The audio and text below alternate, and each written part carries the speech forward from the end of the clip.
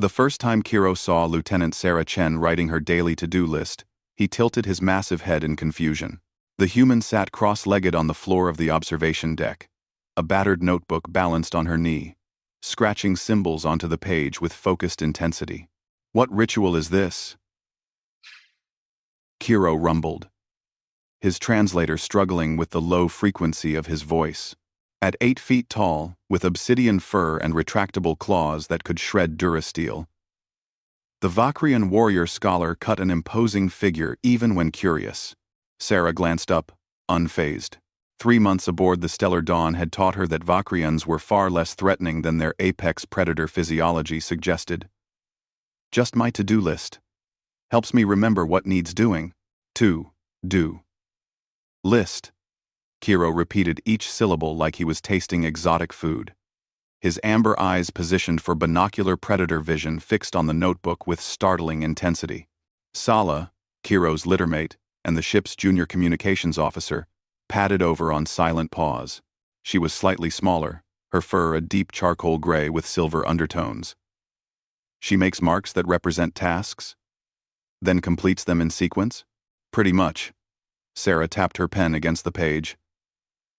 "Check hydroponics bay. Calibrate sensor array. Submit weekly report.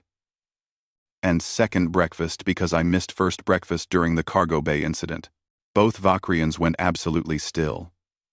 Their ears pointed and mobile like Earth's big cats swiveled forward in perfect synchronization.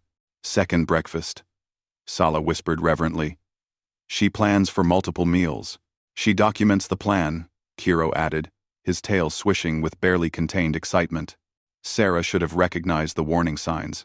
The next morning, she found a datapad outside her quarters. On the screen, rendered in carefully practiced standard script, "Play." She blinked at it, then at the 2 enormous predators sitting in the corridor, tails wrapped around their haunches, watching her with unnerving focus. "Did you two make me a to-do list?" Kiro's ears flattened in what she'd learned was Vakrian embarrassment. "We observed that humans function optimally with documented objectives. You have been stressed. We wish to help optimize your task completion. By telling me to play, recreation is essential for cognitive function," Sala said seriously, producing a second datapad. "We researched human requirements. You have not engaged in recreational activities for 23.4 days. Sarah felt something warm unfold in her chest. These massive, deadly predators, whose species had once been the galaxy's most feared raiders before joining the collective, had spent their off-duty hours researching human psychological needs. "Okay," she said softly. "What did you have in mind?" Their tails shot up in identical arcs of joy.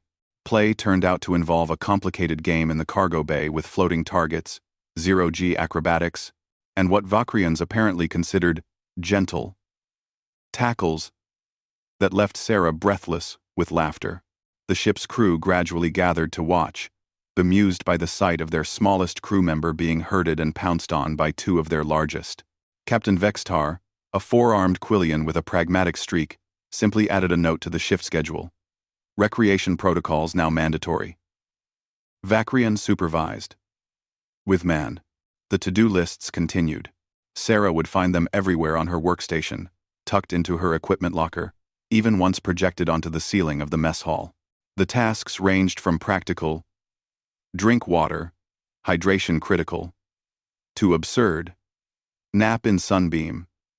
Observation deck has optimal light, 1,000, 400 to 1,000, 430 hours, to touchingly, thoughtful, talk to family. Earth transmission window opens 0600. But it was second breakfast that became their masterpiece. She'd mentioned it once as a joke from an old Earth movie. But Vakrians, she discovered, did not joke about food. Within a week, the mess hall schedule had been mysteriously adjusted.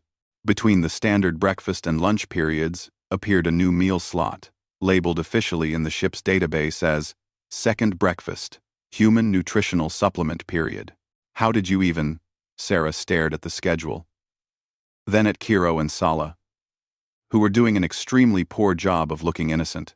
We explained to the quartermaster that humans require frequent, small meals for optimal performance. Sala said, examining her claws. We may have cited several medical studies. Doc, you made up medical studies? No, Kiro said, genuinely offended. We conducted them. Sample size, 1. Subject, U. Results. Statistically significant improvement in mood when provided mid-morning nutritional supplementation. 114. Sarah pressed her hands to her face, torn between laughter and tears. You've been studying me? You study everything, Sala said simply, moving closer. You make lists. You document. You optimize. This is how humans show care. Yes? So we learned your methods. We make lists for you now. The translator couldn't quite capture the nuance, but Sarah heard it anyway, the underlying current of protectiveness, of pack bonding, of two predators who had decided she was theirs to guard and care for. Besides, Kiro added, his tail swishing with barely contained amusement, the galley staff appreciates the additional meal period. The Mantillion engineer has already requested 11s. We may have created a cultural revolution. 6 months later, when the Stellar Dawn made port at Nexus Station, the other ship crews were baffled by the sight of Lieutenant Sarah Chen walking through the promenade flanked by 2 massive Vakrian warriors, one of whom carried a datapad that simply read, Shore leave objectives. 1. Ice cream. 2. Bookstore. 3. Return to ship before Kiro worries. 1,800 hours. The Vakrians' reputation as fierce, solitary hunters had taken quite a hit. But their reputation as the galaxy's most dedicated to-do list enforcers? That was growing by the day. Anna C. were maybe take, and when other human crew members started requesting their own Vakrian task optimization specialists, Command had to issue an official memo that no, predator species could not be requisitioned as personal organizers. And yes, this was absolutely Sarah Chen's fault. She regretted nothing, especially not second breakfast.